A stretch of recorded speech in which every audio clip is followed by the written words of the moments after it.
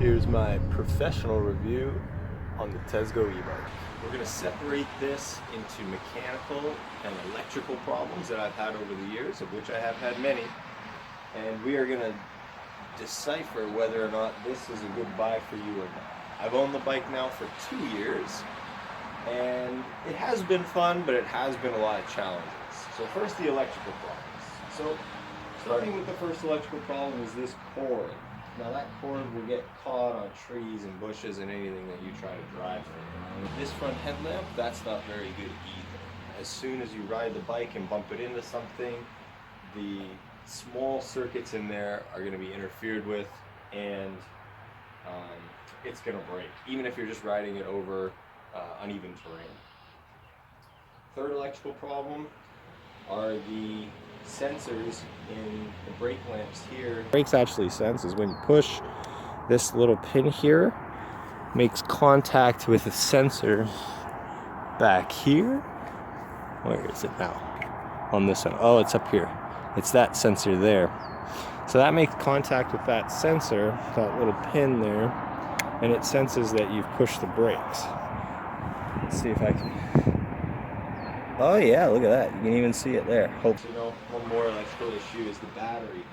The battery, I left it in the garage over the winter. It got cold. Some of the cells drained, some of the cells didn't. So now, when I plug it into the charger, it charges up the done cells and tells the charger, okay, I'm at 48 volts.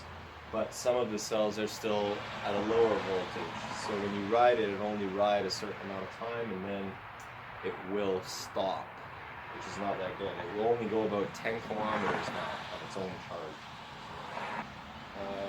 The screws like to fall out, so as you can see here, this brake handle is taped back on because the screws fell out of it, and I couldn't find them. They're not ordered. This shock absorber here is a replacement.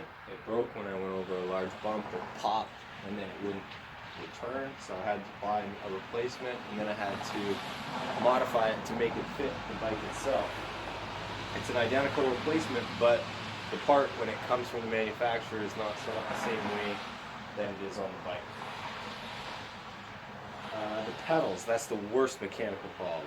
The left pedal, when it came, it was damaged, and when I screwed it in, the threads wouldn't engage properly. When I pushed really hard on the pedal, it slipped out of that groove and it broke the threads, and I had to buy a new arm. New pedal. Reroute not too long after, and it came off. Well, it didn't come off, it started wiggling, and then I got it home and I tried to tighten it, and then that didn't work. So I ordered new parts, and the parts went wrong because I'm a moron. And then I ordered new parts which were right, and I put those on, but I put it on with a bad pedal. So I ruined the parts, and then I ordered more parts, and those were wrong parts again, so I was a moron twice, which sucks bad. And then that's where I'm actually at right now.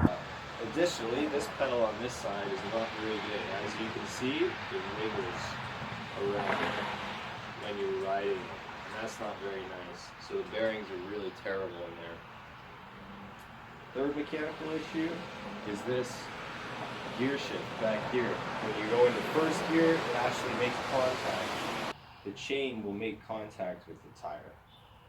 This seems to be a common problem with the Tesgo e-bike. That chain is coming off, and it's because this derailleur, the Shimano Alto S, is kind of cheap. But no big deal. We'll throw that back on.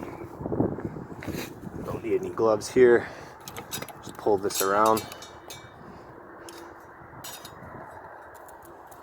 That's how you throw a chain back on a bike, just like that. So all in all, you know, not really a well thought through bike, not really well engineered.